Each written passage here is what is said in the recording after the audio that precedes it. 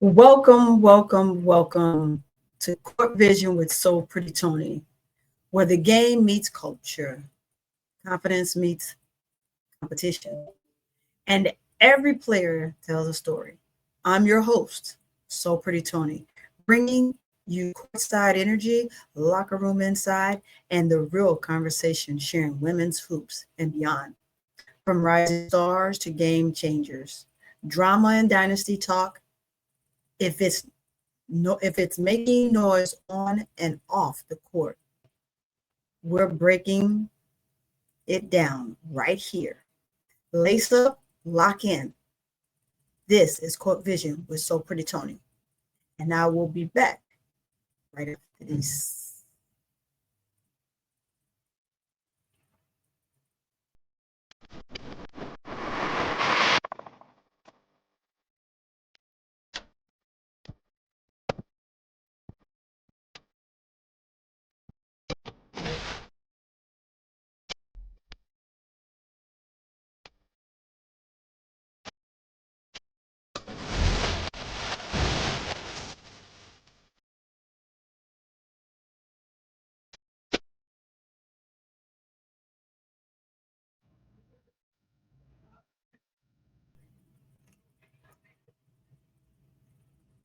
Well, here we are, guys. And we are here to go over a quick recap of the LSU versus Georgia Southern game that took place yesterday. Guess where? No other location other than Hanner Housefield in Statesboro, Georgia. Guess what? That's right there. Where who hometown? Near Savannah, right there, where Flajay Johnson is from. What a perfect opportunity for her to go there and shine in front of her peers, and old teammates, coaches, family, and friends. And we're having that. Guess what? It was a sold out arena, if you didn't know. Sold out arena. She had a ball there. The score was 118 LSU and Georgia Southern with 70. LSU improved to 3-0 on the season. Georgia Southern dropped to 1-2. LSU dominated early. They led 31-16 after the first quarter and 64-37 at halftime. 6 LSU players scored in double figures.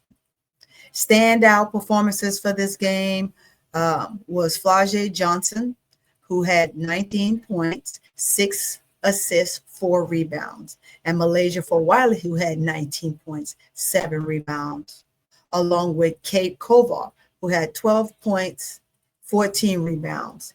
And for Georgia Southern, you had Kayla Bryant, who led Eagles with 18 points. LSU shot 52% from the field and 45% from the three-point range for 9 of 20. I wanted to make sure that I got that stat for you guys right there. I wanted to make sure, yes, they shot 9 of 20 at the three-point from the three-point range. LSU dominated the boards at 31 offensive rebounds and led to with 34 rebounds opportunities. Not many teams can say that they've had that. Now, I did see the game prior to this one, which was the NC State game versus UCLA, and they actually boarded a lot. Man, NC had, I believe it was 50, 56, maybe 56, 57 boards that they pulled down, but they just didn't capitalize. However, LSU made it a game. They made it a running game. Kovar did her thing. 34 second chance points. And you cannot beat that off of those second chance points. Then the thing that matters is this, guys. This was a statement win for LSU. Convincingly beating a home team opponent by 48 points shows depth and readiness. For Georgia Southern, the loss highlights areas needing improvement, especially defensively and in rebounding against elite level competition. Because if they're going to play elite teams like LSU, they have to make sure that they have an opportunity to get in there and board. It doesn't matter who is ranked when, where, why, and how. When you play in these teams, everybody on the court is one. Nobody is better than the other, unless you just feel like you want to be defeated or depleted all at the same time. But everybody's on the even playing field. So Georgia Southern's going to have to find ways to be able to score and to get boards around an elite caliber team such as LSU. For LSU, the game built momentum early in the season and allows several players to shine and gain confidence. So you have all of your rookies. LSU has one of the top freshman classes. They have the number one freshman classes through freshman class elite players throughout this 2025 class, meaning they have several big names, several big numbers, and they are, when I say they're balling, they are balling. And it only allows them to develop play style of confidence against teams throughout. And what does this mean for LSU? LSU returns home in the next, I believe, within this week, but on November 12th against Charlotte 49ers on Wednesday. Georgia Southern has an off week before their next game on the 18th against Missouri State Bears. And so that, I wanted to give you a quick recap on that game. So if you didn't get to see it, do realize it was a phenomenal game that was played. And at some point, you needed to be a part of it. You needed to be a part, but that's what I'm here for. I'm here to bring you the stats for what you missed. However, nevertheless, a game is a game won. Board in and board out. Board in and board out, y'all. Board in and board out. Elite players. So let me go ahead here and give you just a couple highlight standout of the game here. I want to show you what the lineup was and what it looked like. And here's the lineup. The lineup gives you Flau'jae Johnson. You got the Johnson & Johnson. You got Flau'jae Johnson. You got Zakiya Johnson. You have Michaela Williams, Kate Kovar, and Jada Richards. Now, people think that for Wiley should be playing and starting in front of Jada. Jada is a true natural point guard that you would not take that ability from her. She is playing phenomenally well as a freshman. And there's not to say that a freshman shouldn't be starting. Because if we go back to Flau'jae's first year, when LSU won the championship with Angel Reese, Flau'jae was a freshman. Was she a point guard? No.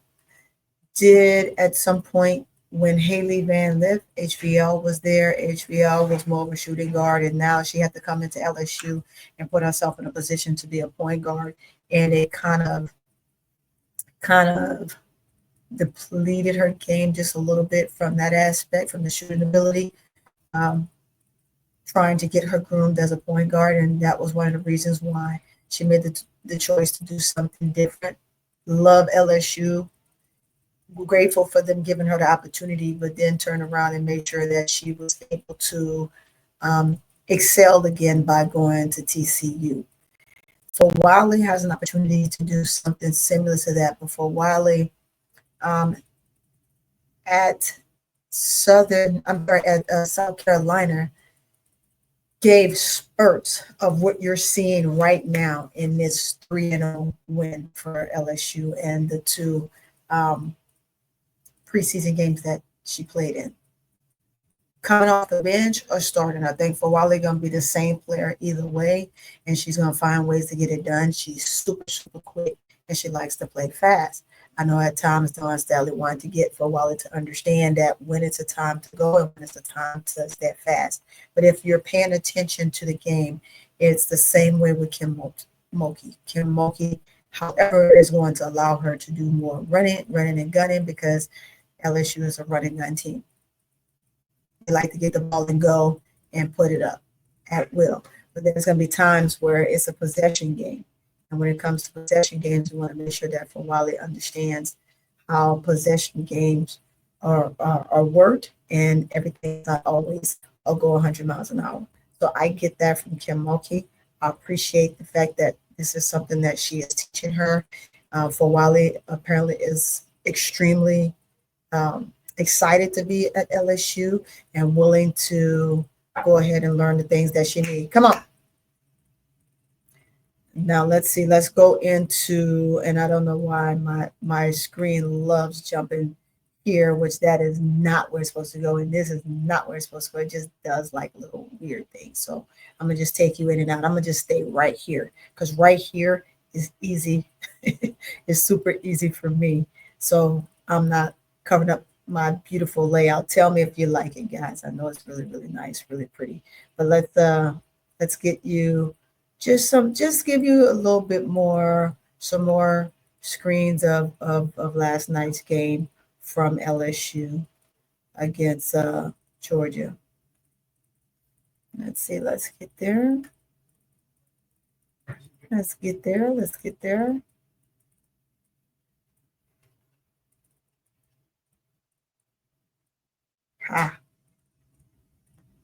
Here we go. Let's pull it up for you. And we're going to get that on the screen there. And we're going to play it.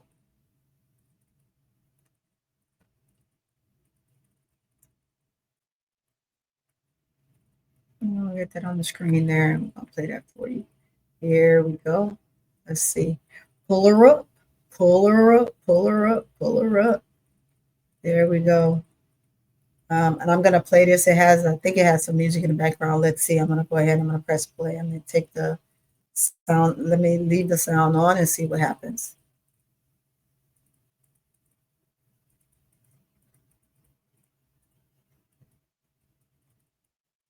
On the field, 5. Just giving you for Wiley. My internet is being really weird right now. On the field, 5 of 5. I'm gonna have to do something with this internet, guys. But right here, this clip here gives you an opportunity to see some of the things that Wally did throughout the game. And going to Joyner in this aspect drives to the basket and gets kind of double teamed a little bit, and Wally drives right on in, and there she is. Get that ball to Wally, and then Wally puts it up for the layup. Wally seems to always find the gaps, and not only when the ball isn't in her hand, she does a great job defensively. She can pick your pocket at any given time and take it to the house. Come on. Making their last 5 shots. And it's stolen away.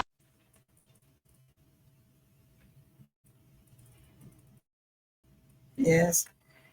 Anyway, Flajay Wally steals the ball and takes it one-on-one and gets to the bucket and score. She has quite a bit of range in this game where you'll see that, but this is a highlight. Guys, if I were you, I would go ahead and go to WHN. I will go to WHN and you'll be able to find this clip. Because my internet on the replay, I don't understand why it's doing that. But however, we're going to go ahead and we're going to take this off the screen. Excuse my internet. Excuse my internet. Let's see. Yeah, so it wants to do its own thing. So I'm going to go ahead and pull it down. But that gives you just a little bit of, like I said, I encourage you to go to WHN. And you'll be able to find some of the highlights of the LSU's game. And then we have just Kovar stood out to me quite a bit. Crashing those boards, giving numbers, doing her thing, being the beast as you know how. Let's see if I can pull up Kovar. Kovar, there she is. Let's see. Get Kovar. Let's get her pulled up here immensely.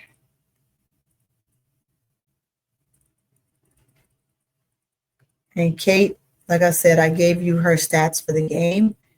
But if you look at Kate, I want to pull this up because I want you to just look at Kate's style of play. Kate is able to, with her size, she's tall, she's solid, she's able to get in there with the best of them. I'm not sure where this just went, but let's see. Excuse me on that. But we'll take that down because again, my little clips here are all over they're just kind of doing their own thing, and why I'm not sure.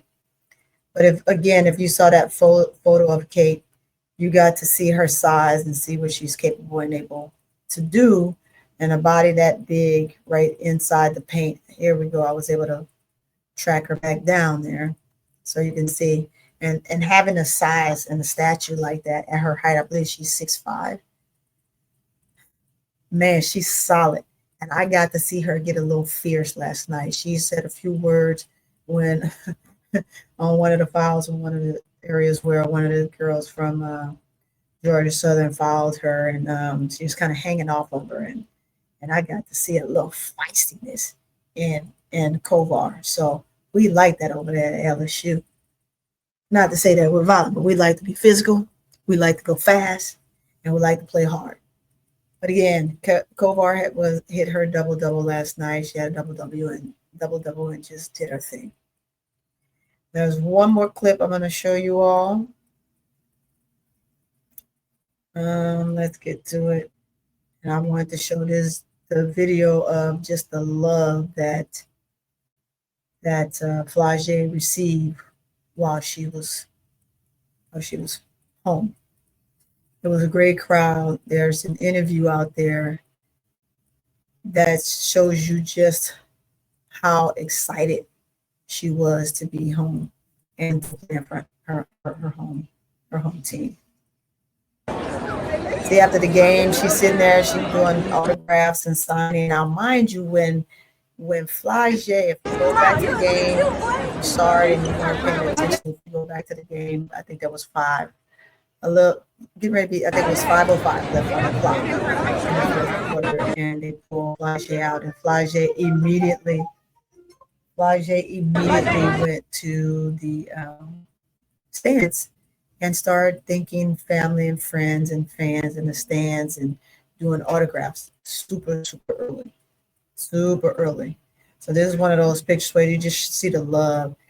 Of course, it's the little freeze thing going on, so we're just going to take it off. But I was able to pull that up for you guys, for you to see it, and just something for you to soak in and enjoy. From. Okay. Soak in from the team and where they are and where they stand. Again, they are 3-0, guys. 3-0. My phone is going wild here. Excuse me. About sorts of things going on here.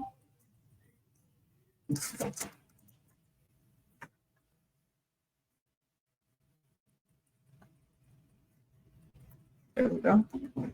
Move that. But as you can see, they have all kind of things going on at this time, and it's super easy to get wrapped up in one player. But one thing that I like about what I'm seeing from here, I am seeing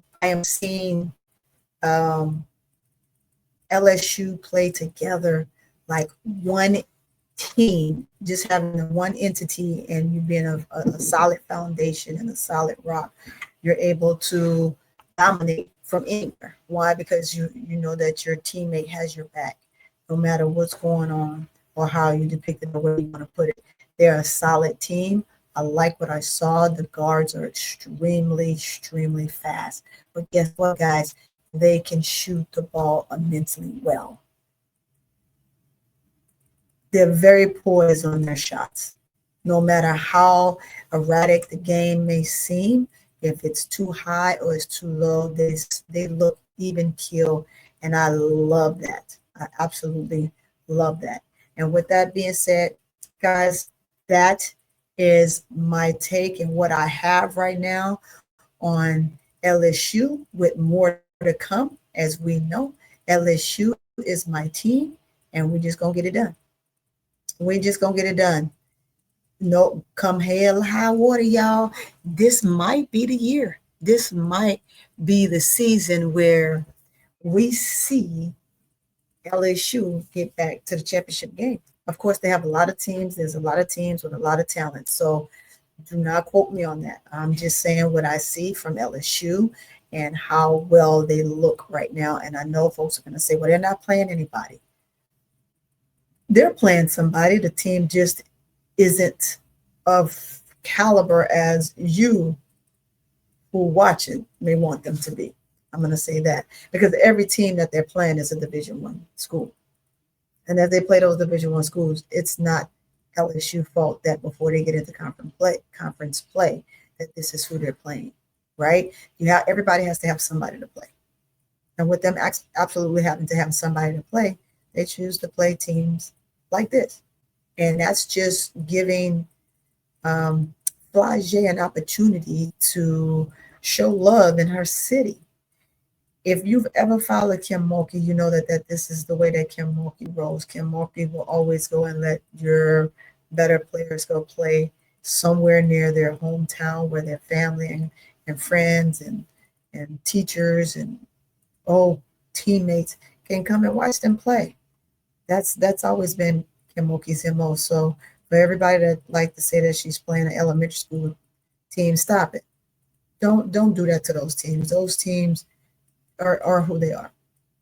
And they're going to battle. When they play within their conference, after playing someone like LSU, it gives them an opportunity to play a little bit harder and mimic some of the things that they learn and implement that within their game.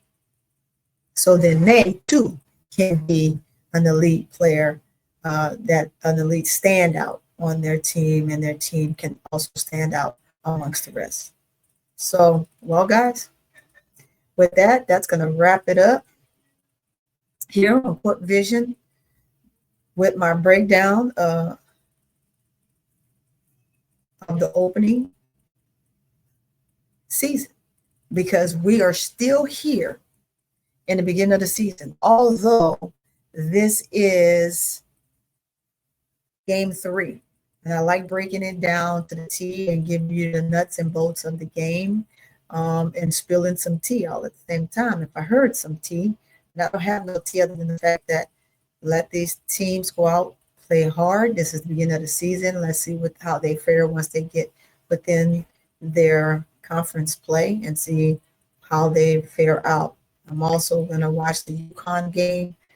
I believe they play today, and see how they look as well. My goal is to go and watch a bunch of teams, and not just the team that I love, which is LSU teams that are very, very important to me.